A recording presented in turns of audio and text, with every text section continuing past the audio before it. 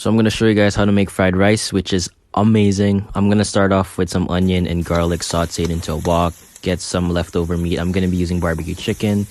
Then I'm gonna get some scrambled eggs and let that cook for a bit before I mix it in so that it's cooked. Then I'm gonna get some really old rice. This is about a day old, so that's really dry. This is your holy grail: hoisin sauce, oyster sauce, and soy sauce. And you don't want to put a lot of that because they can be really salty. I recommend starting with about a teaspoon each. And I'm gonna get some mixed veggies. I'm gonna be using peas, carrots, and corn for this one. And that's it. It's super good. It's amazing. I'm gonna top it off with a fried egg. It's delicious. I love it.